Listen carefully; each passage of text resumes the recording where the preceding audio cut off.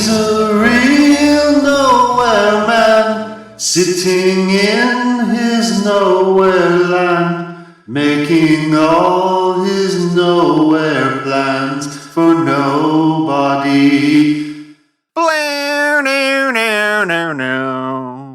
Greetings, fellow travelers, and thank you for joining me on another voyage on the HMS Classic English Literature Podcast. Surely you recognize the opening verse from the Beatles' 1965 jangle pop gem, Nowhere Man, despite my appalling vocal.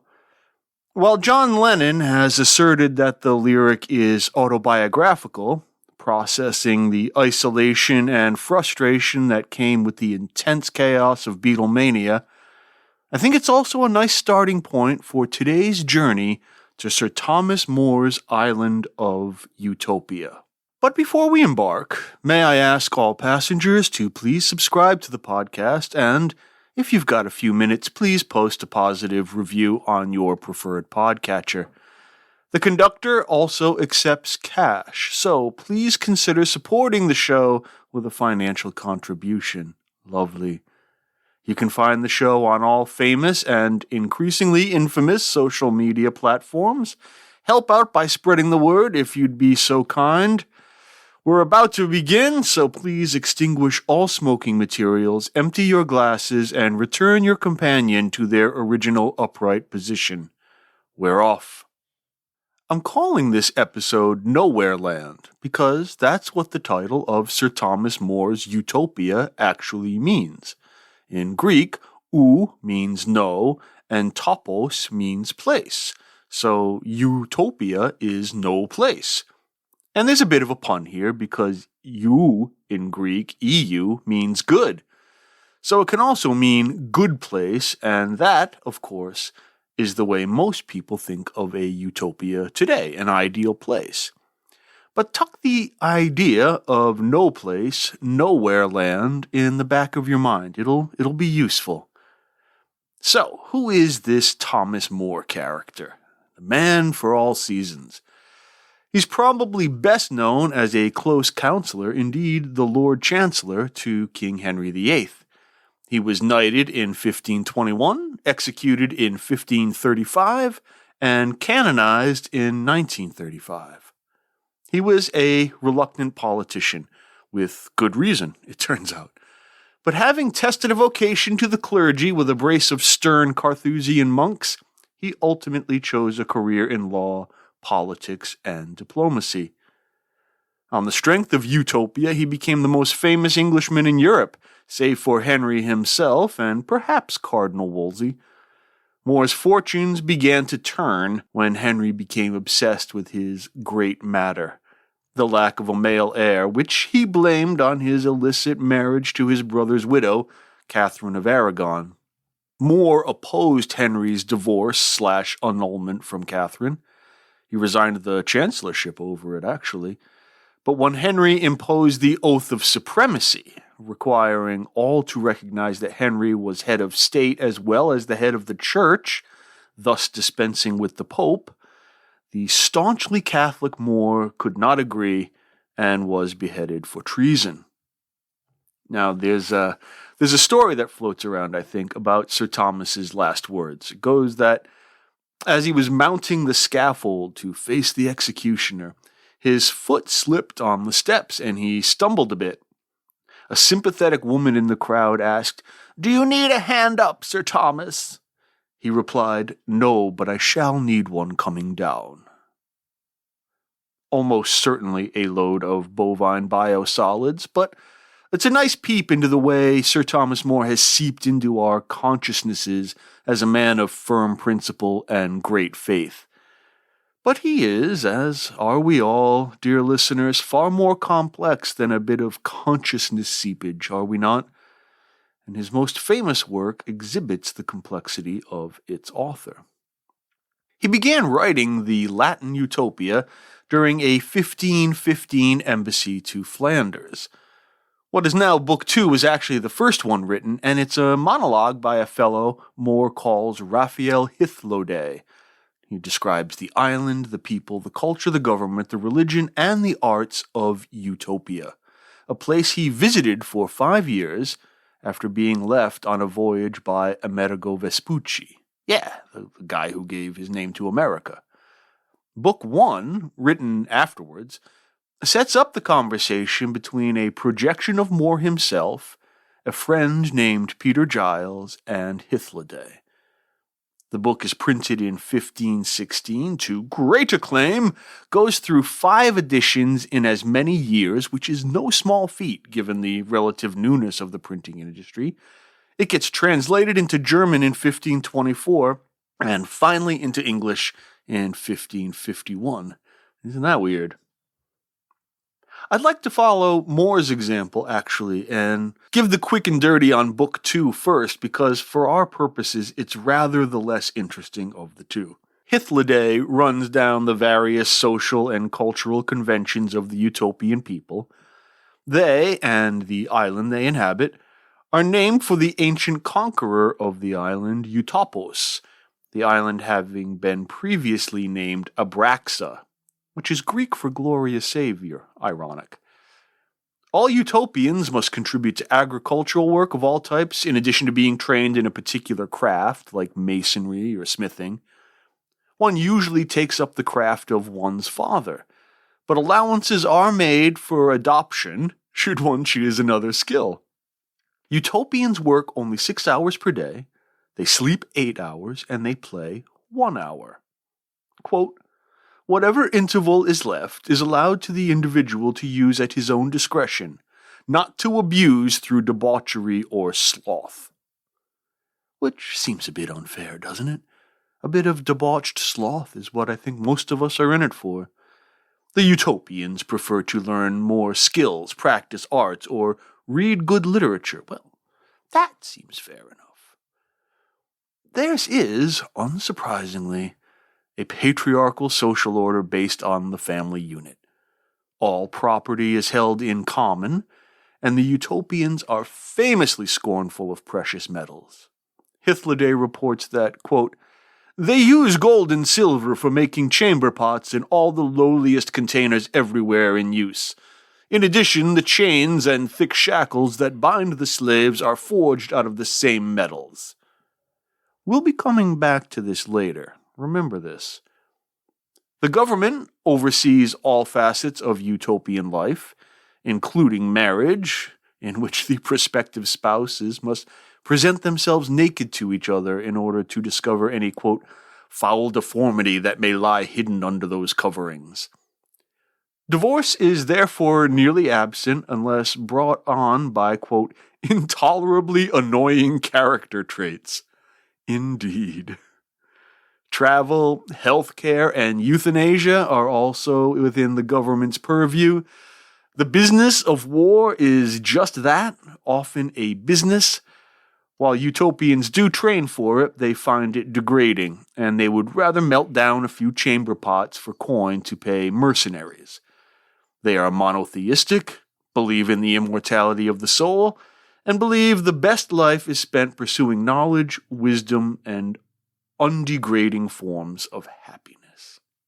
Thus, Hythloday describes a commonwealth he believes, quote, not only the best, but also the only one which can deservedly claim the name of commonwealth for itself. Where nothing is private, they seriously conduct public business, where everything belongs to everyone. Utopias have a long history. At least as far back as Plato's Republic in the 4th century BCE, which imagined a society administered by philosopher kings, protected by guardians, and supported by producers, such as farmers and craftsmen. These tasks were assigned according to one's natural talents. Property and family are communal, and education aims at cultivating virtue and knowledge. The point is to eliminate individual greed, selfishness, and family loyalties, promoting a sense of unity and harmony within society. Now, St. Augustine, in his behemoth The City of God, could also be seen as a utopian vision, contrasting the worldly city of man with the transcendent city of God. And I guess while we're at it, we could actually consider the preaching of Jesus of Nazareth himself, especially in the Gospel of St. Mark, as rather utopian. If we focus on the historical figure rather than his later deification, what we see is an apocalyptic preacher who believed that the kingdom of God was at hand right now. And this kingdom was not a paradisal afterlife. This was an earthly kingdom established by God and administered by Jesus.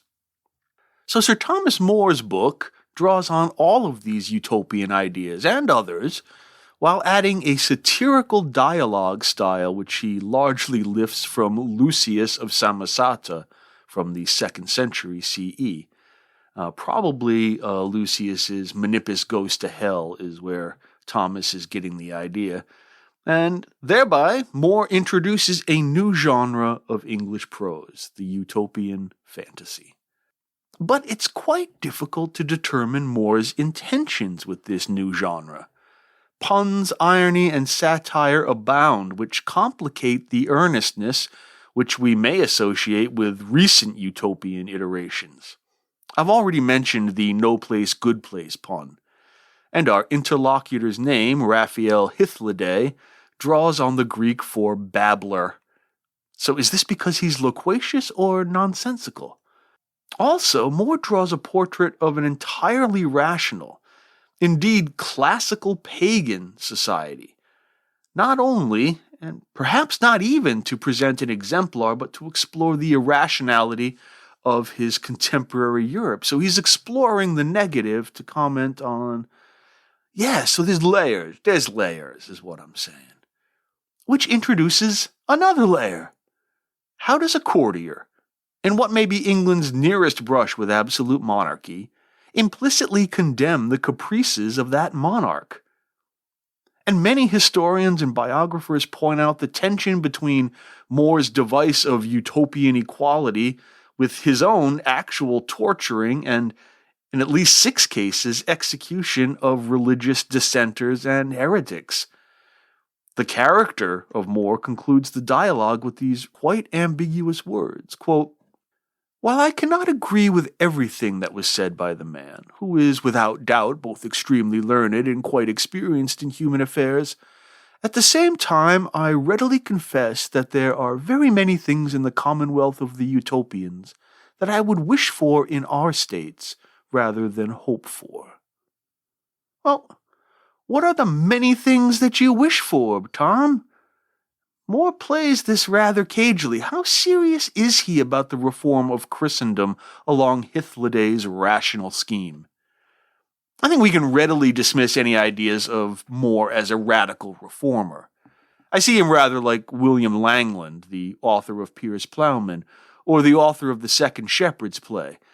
Moore castigates the wealthy for enclosing common pastures and dispossessing farmers. He notes, in what I think is his voice in Hythloday's mouth, that the poor must, quote, actively starve unless they actively steal, and then they're hanged for theft. He laments the veterans of the king's wars who, quote, sacrifice their limbs to the commonwealth or for the king, and their disability prevents them from working when they return. He criticizes monopolistic trade practices that artificially inflate the price of grain and wool. But he's not a frothy-mouthed leveler.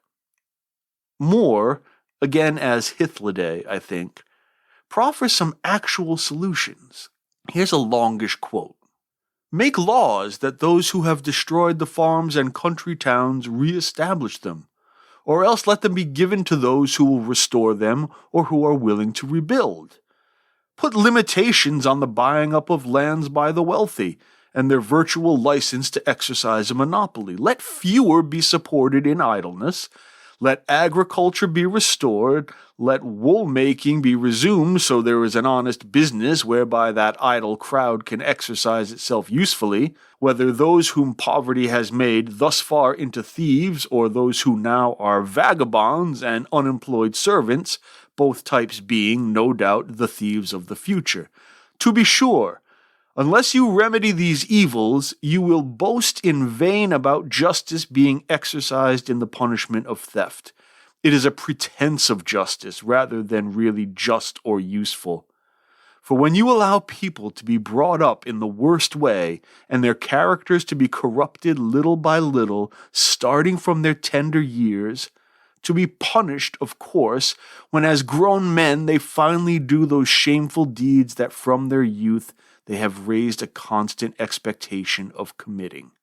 What else is this, I ask, but you making them thieves and you, the same ones, punishing them? Mic drop.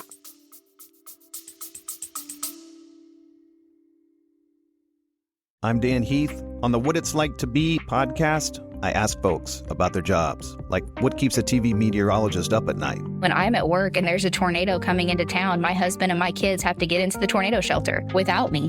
What keeps a welder driven? I never am satisfied. I always know I can do better. And what keeps a hairstylist on her toes? I know she likes that Holly Berry haircut, but she doesn't look like Holly Berry. Find out on What It's Like to Be, wherever you get your podcasts.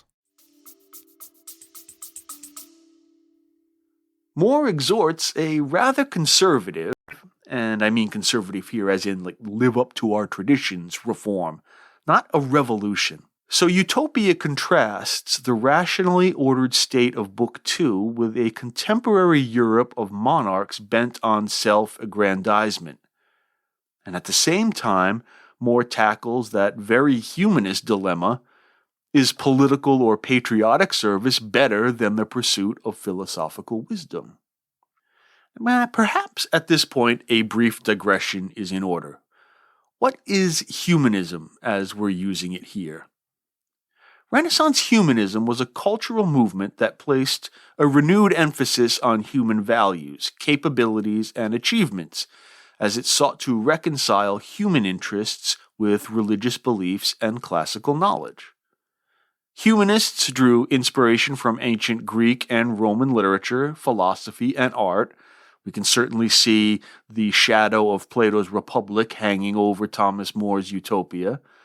They sought to revive and study classical texts which they believe contain valuable insights into human nature and the world, especially as regards the power of human reason, emphasizing personal development, education, and the cultivation of talents and skills. Now, this necessitated a reevaluation of worldly pursuits and advocating for the importance of worldly knowledge and achievements. Education should nurture critical thinking, moral values, and practical skills. Humanists actively engaged in political and civic life, advising rulers and contributing to the administration of city-states. So this thumbnail, renders Hythliday's Utopia a humanist paradise. So why is Moore, the greatest of the English humanists, so ambivalent? Well, here's my thought. And let me try to tie some various strands of this episode together. First, note the centrality of the self in Moore's quandaries. Monarchs seeking self-glorification and humanists debating public service or private study.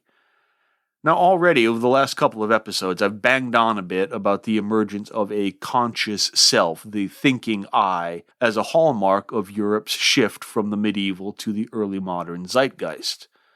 But note that utopian society rigidly polices the self, not to the extent of Plato's Republic, but we've already seen the clear scheduling for work, sleep, and play. Crafts are usually inherited, and family is subservient to occupation. Everyone wears the same color clothes, the size of towns and households are limited. Family size would be too, I imagine, if not for the fact that, quote, the number of children cannot, of course, be pre-established. Women are placed with their husbands' families. Citizens are appointed to settle areas that become underpopulated. The utopians see idleness and dissolution as the great vices, so everything must be oriented toward the greatest production for the good of the community. In this sense, utopia is not a society, it's a state. It is an apparatus to rationally order the lives of otherwise willful individuals. Which leads me to the other strand, the absence of a moneyed economy and private property.